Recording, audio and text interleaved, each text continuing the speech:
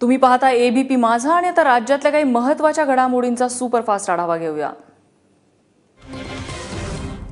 महिलांच्या sanitary नॅपकिन्सवर GST अंतर्गत 12% tax आकारण्यात येणार आहे। त्याच्या विरोधात चर्चगेटमध्ये राष्ट्रवादी काँग्रेस महिला आघाडीने स्वाक्षरी मोहीम राबवली।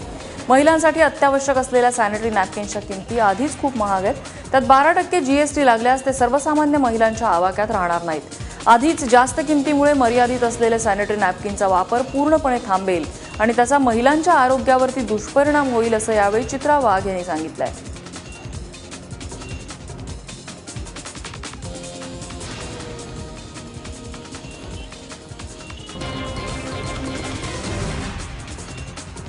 राज्यात आत्मक्लेश यात्रा, संघर्ष यात्रा आणि शेतकरी संपाची तयारी सुरू असताना सरकारकडून संवाद यात्रा काढण्यात येते, हे दुर्दैव असल्याची टीका विरोधी पक्षनेते राधाकृष्ण विखे पाटील यांनी केली आहे। शेतकऱ्यांना साले म्हणणाऱ्यांकडून न्यायाची अपेक्षा कशी ठेवायची असा सवाल त्यांनी केलाय।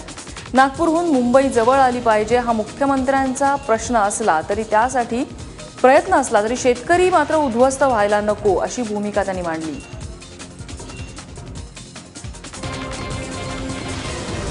लातूरात झालेल्या हेलिकॉप्टर अपघातातून मुख्यमंत्री देवेंद्र फडणवीस थोडक्यात बचावलेत। मुख्यमंत्र्यांना सुखरूप ठेवल्याबद्दल अहमदपूरच्या भाजप पदाधिकाऱ्यांनी विठुरायाची तुळशी अर्चना पूजा केली।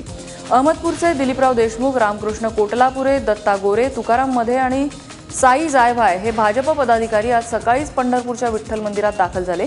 विठुरायाची तुळशी अर्चना पूजा करून त्यांनी देवाचे आभार मानले आहेत। अकोल्यातल्या मलकापूर भागातल्या पाणी प्रश्नाविरोधात आक्रमक होत शिवसेनेनं मोर्चा काढलाय। गेल्या अनेक दिवसांपासून मलकापूर भागात दूषित पाणी पुरवठा केला जातोय। कुंभारी तलावातून होणाऱ्या या पाणी पुरवठ्यामध्ये इथल्या रहिवाशांचा आरोग्याचा प्रश्न निर्माण झालाय। त्याचा निषेध करत शिवसेनेनं पालिकेवर मोर्चा काढला। पालिकेसमोर घागरी मडकी फोडत महिलांनी आंदोलन केलं। या आंदोलनानंतर पालिका प्रशासनानं मोर्चेकऱ्यांची मागणी मान्य केली आहे। उद्यापासून या परिसरात महान इथल्या काटेपूर्णी प्रकल्पातून पाणी पुरवठा होणार आहे।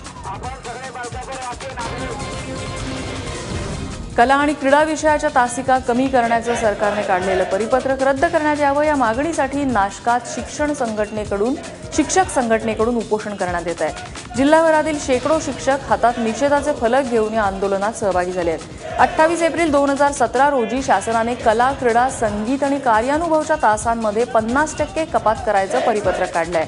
त्यामुळे या शिक्षकांना आठवड्याभरात केवळ 2च तास मिळणार आहेत। अध्यापनाचा भार कमी झाल्यामुळे नोकऱ्यांवर गदा येणार आहे। त्यामुळे हे परिपत्रक रद्द व्हावं अशी मागणी यावेळी करण्यात आली आहे। खासदार राजू शेट्टी यांच्या आत्मक्लेश पदयात्रेला राज्यभरातून पाठिंबा मिळतोय। शेतकऱ्यांच्या प्रश्नासाठी काढल्या जाणाऱ्या या यात्रेत जाणं ज्यांना शक्य झालं नाहीये अशा लोकांनी एकत्र येत यात्रेतल्या लोकांच्या जेवणाची सोय केली आहे। लातूरच्या कवळी गावातून आत्मक्लेश यात्रेतल्या आंदोलकांना धपाटे आणि भाकरीचं जेवण पाठवण्यात आलंय। लातूरमधल्या स्वाभिमानी शेतकरी संघटनेचे कार्यकर्ते हे जेवण घेऊन उद्या मुंबईत दाखल होत आहेत।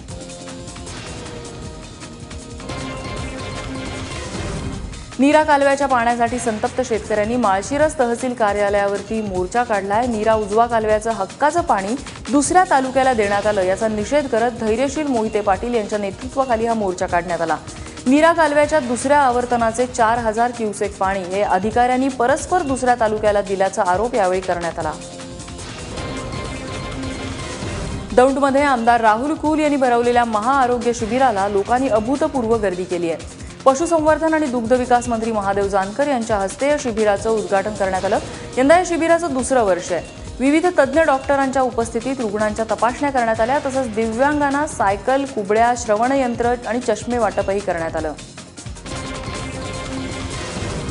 वाळू माफिया आणि प्रशासनाच्या साटलोट्यामुळे भंडाऱ्यात वाळूचा बेसुमार उपसा होताना दिसतोय। पवनी शहराबाहेरून रोज जवळपास 200 ट्रक वाळूची राजरोसपणे वाहतूक करतायत। सकाळी 6:30 ते 7च्या दरम्यान हे ट्रक भरधाव वेगाने शहरातून जात आहेत। मात्र शहराबाहेरील चेकपोस्टवर केवळ 20 ट्रकची नोंद करण्यात येते। ज्यावेळी हे शेकडो ट्रक जात असतात त्यावेळी महसूल आणि पोलीस विभागाचे कर्मचारी या पोस्टवर उपस्थित नसलेले दिसून येत आहेत। दररोज होणाऱ्या या बेसुमार उपशानं पर्यावरणाची हानी होतीये, शिवाय सरकारचा मोठा महसूलही बुडतोय। नंदुरबारच्या लोकसभा खासदार हिना गावित यांना दुसऱ्यांदा सांसद रत्न पुरस्कार प्राप्त करण्यात आलाय।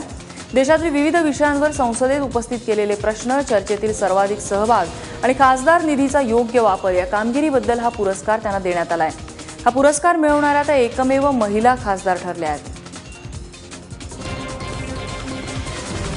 लातूरात आजपासून 6व्या अखिल भारतीय मराठी संत साहित्य संमेलनाला सुरुवात झाली आहे। लातूरच्या मारवाडी राजस्थान शिक्षण संस्थेच्या मैदानात 31 तारखेपर्यंत हे संमेलन भरवण्यात आलंय।